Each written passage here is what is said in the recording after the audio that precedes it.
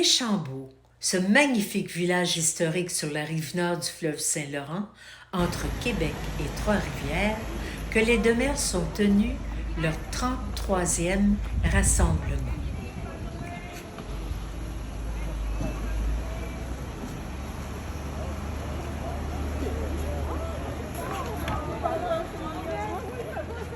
Il faut vraiment se rendre au bord du fleuve et sur le chemin du roi pour y accéder. Au panneau arrêt, tournez à droite pour rejoindre chemin du roi. Ce village a un riche patrimoine, avec son église, ses 2 presbytères, son couvent, son moulin de la Chevrotière, puis un antiquaire, une boulangerie et une crèmerie. À la salle Benoît, après les embrassades chaleureuses et les retrouvailles entre amis, nous avons tenu notre assemblée générale qui a reconduit le conseil d'administration. Tout le monde sait que dans la colonie de la Nouvelle-France, il y a eu des moulins un peu partout, des moulins à vent, des moulins à scie, des moulins à farine, des moulins à eau. Donc, je vais vous raconter un petit peu sa vie à ce 3e arrière-grand-père qui s'appelait Wilbrod Demers. Comme d'habitude, nous avons célébré nos nonagénaires. Avant la pause repas, nous avons parcouru les étals du petit marché général d'époque et avons découvert les produits de l'argousier. OK. C'est beaucoup de propriétés pour la santé, plein d'oméga. Puis, vous le buvez pur? Nous, on le vend pur, mais ici, on l'a dilué, on a ajouté de l'eau et du sirop d'érable. Puis, on a un qu'on a infusé des fraises et du basilic. Puis ici, vous avez les propriétés de l'argousier, c'est un petit arbuste. Puis, ça se cueille milieu août, septembre. Nous, on a une culture, on a environ 6000 arbustes en plantation. À côté, une terrasse dans les jardins d'un restaurant,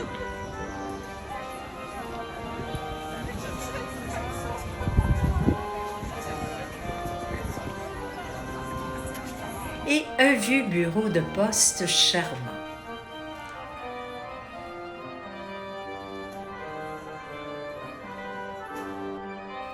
Dans l'après-midi, une jeune guide locale nous a fait visiter l'église Saint-Joseph de Deschambault de l'architecte Thomas Baillarger, datant de 1837, avec de belles sculptures de Louis Jobin.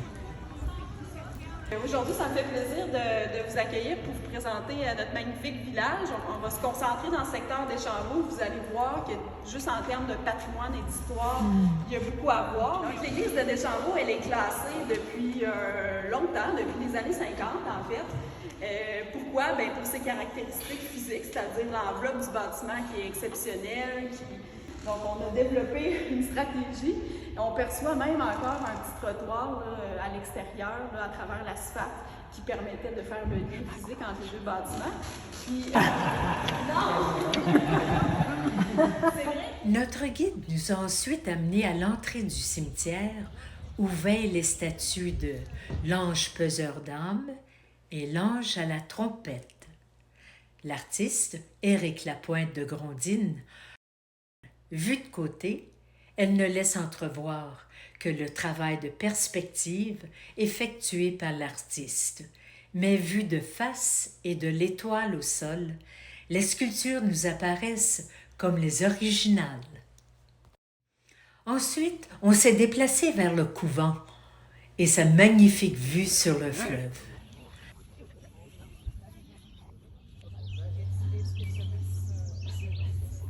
Ensuite, il y a eu des agrandissements successifs pour répondre aux besoins de la congrégation. Donc, je vous l'ai dit tantôt, c'était des sœurs qui enseignaient aux petites filles du village et un peu au-delà un amour pour les arts qui était évident dans ce couvent-là. Et ce qui est vraiment sympathique, c'est que la vocation actuelle du bâtiment dresse un lien direct avec cette histoire-là. Les sœurs sont parties en 1994. Comme preuve du rajeunissement de notre CA, Philippe a remonté les marches, revenant du bord du fleuve à la course. Puis, on s'est déplacé vers le vieux presbytère, préservé de la démolition par les paroissiens. Il y avait l'exposition de la Biennale internationale du lin sur le thème « Sans domicile fixe ». Le prochain arrêt était au moulin de la Chevrotière, un magnifique moulin dont le chantier de restauration a été un chantier école, voué à la transmission des savoir-faire traditionnels des métiers de la construction. Ici aussi, quelques œuvres de la Biennale du lin.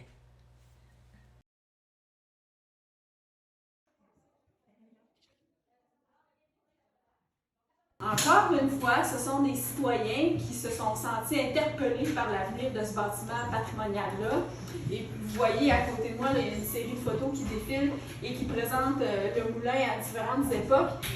Certains sont ensuite allés visiter le fameux moulin à vent de Grondines et son intérieur. Marie Demers nous a exposé son projet de créer un musée historique à la maison Etchemin de Lévis, sur les terres de l'ancêtre Jean Demers. Je suis un petit gars de Sudbury et notre nouveau membre du Temple de la Renommée est un petit gars de Verner qui n'est pas tellement plus loin. Alors ça me fait vraiment très grand plaisir. On est tous les deux descendants d'André et ça me fait un grand plaisir de vous présenter notre récipiendaire du Temple de la Renommée de cette année. Alors Jean-Marc Demers, ici à ma gauche, diplômé de l'Université Laval, puis de celle d'Ottawa, il obtient un DES en 1965. Aujourd'hui, Jean-Marc est maintenant un avocat retraité et consultant en télécommunications. Voici un très bref résumé de sa longue carrière dans les services publics.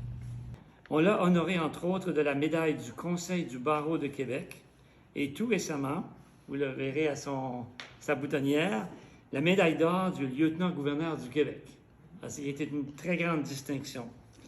Jean-Marc, nous sommes très fiers de toi. Félicitations et j'inviterai notre présidente à venir procéder à la remise du certificat. Magnifique carrière.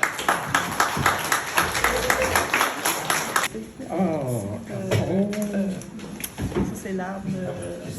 L'arbre généalogique de ta généalogie. D'accord, merci. Ton cadre. Oh. Magnifique carrière. Magnifique carrière. Vous dire quelque chose. D'abord, je veux remercier la présidente qui vous permet de partager avec moi cette fameuse honneur d'être ici aujourd'hui, de fêter d'une certaine façon. Quand on commence notre carrière, on est loin de penser à faire ce genre de fête, puisque on veut du travail et on en veut sans arrêt, et on le fait tant qu'on peut.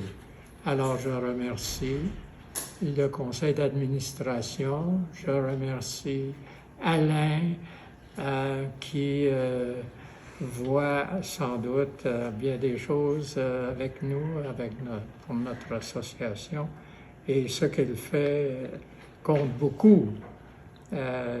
Et moi, je l'ai rencontré dans ma première incarnation avec l'association plusieurs fois, et je sais que pendant mon absence de 20 ans à l'association, Alain et bien d'autres, Marcel, imaginez déjà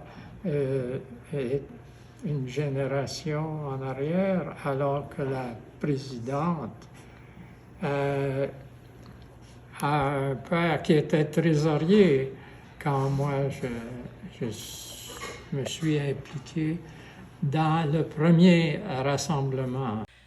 Après le souper et les échanges chaleureux inspirés par ce qui se fait pour les Olympiques, Maurice et Susan ont projeté leur courte vidéo pour lancer la candidature de Montebello pour le prochain rassemblement en 2024. Si vous le désirez, vous pouvez la voir sur le site web de l'association.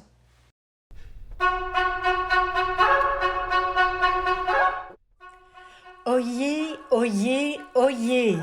Vos cousins et vos cousines des deux côtés de la rivière des Outaouais sont fiers de vous inviter dans le cadre du 350e anniversaire de la Seigneurie de la Petite Nation au 34e rassemblement de l'Association des familles de Mers en 2024 à Montebello.